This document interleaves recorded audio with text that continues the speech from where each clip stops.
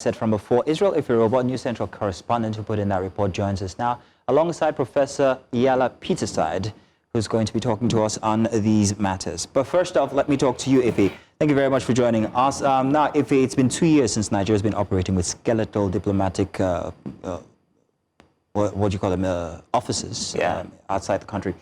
So when should Nigeria be expecting that we will have these deployments, and exactly which missions have suffered the most when it comes to this vacuum? Okay, thank you so much. This is, I mean, it's a special report. There was a whole lot that we couldn't capture into that report. But the key thing here is that the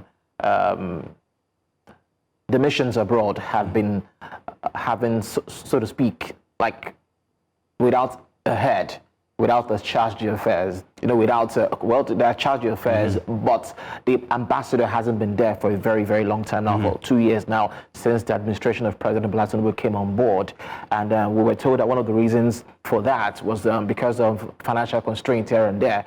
Remember how the president came on, he said subsidy was over, it was gone, and then so funds was one of the major reasons. But yes, indeed, this missions abroad have been sustaining itself and going ahead to do the business of trying to manage Nigeria's international relations. The president as well also made lots of travels in the year 2025, which we all saw. He was Nigeria's #1 image maker, diplomat, so to speak. Yes, diplomat. Exactly. It was the biggest diplomat for the country, and rightly so. So he went to lots of countries. So yes, indeed. How soon can we expect these ambassadors to resume in these missions abroad? The Minister of Foreign Affairs spoke just about a week ago that there are lots of processes that needs to still be finalized. So we're looking at how many months? No, I think everything should be settled in January, and then all of this ambassadors that have been confirmed by the Senate will now have to go to the various countries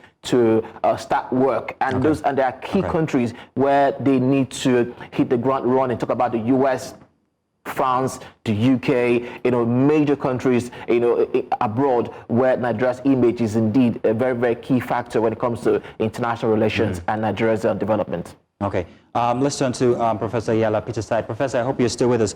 Professor, 2026 may be the year that Nigeria either reasserts itself globally or fades into, well, further into diplomatic irrelevance.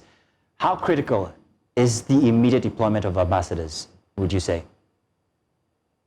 Good evening, everybody. I think that it's disappointing that it took 2 years to get diplomats into our missions. So, and that brings to fore the necessity for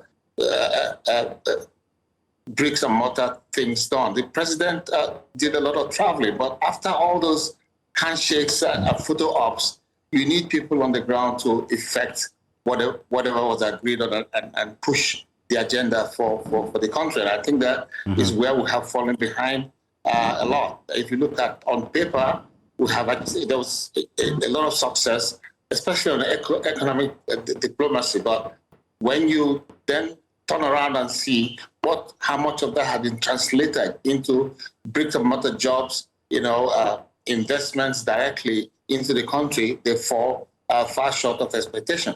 Okay. And given the intricacies of getting all these ambassadors settled down, it will be almost 2027, which is, the next 12 to 18 months, politics starts again. And if you look at the list of people who are there, most of them are politicians. How many of them will be on their stations waiting for the elections? And so it's pretty disappointing that we are here now, 2 years after the elections, and we're just getting ambassadors. It is rather embarrassing, Professor. Professor, we have commitments on paper, but the streets are still waiting for factories, ports, and also jobs. From a policy standpoint, what must after those handshakes? After those handshakes, we need people to walk the system to get those agreements become a reality. And exactly that, Professor.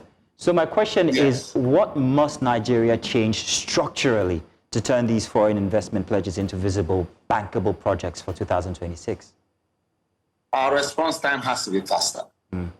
You don't see this in in most other countries. Our response time has to be faster. We have to pay emphasis on what matters and not, the president doesn't need to travel as much as he did if he had people on the ground who could deputize for him, who could speak for him, and who, if they said something, the countries that they were talking to were sure that they were getting, a clear message from the president, or that they were listening to somebody who had the president's ear. And that has been the problem. All right, now let's talk about that handshake to groundbreaking now, and that's you, Israel. Yeah. They keep quoting billions over and over. But from what you've gathered, from what you've seen in your various reports, which of these commitments have actually moved from handshake to groundbreaking? Has there been any? Do we have a statistics of any, and how many?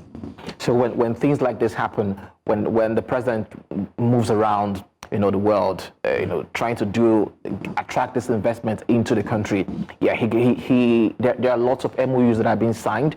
Some of this agreement that we hear about, some of them, like what we've seen, what we've read, what we're trying to find out, are still in that process. And like Professor did alluded to a while back, there are lots of processes that still need to go on, even after that handshake. So we've not seen many move from handshake to... One major thing that has happened is the fact that, the entourage that went to Brazil for the BRICS summit, there was a maiden flight, from Brazil to Lagos, and that route wasn't open before. So that is, and it was by air peace. So that route has now been opened up, and that means more businesses for Nigerians, and indeed it simply means that the inflow from Brazil to Lagos and from Lagos to Brazil will now be much higher than what we had in previous years. So that is one gain from all of this that I can right now point to, Mazina. Well, one gain, we'll hang on to that one. Absolutely. Then.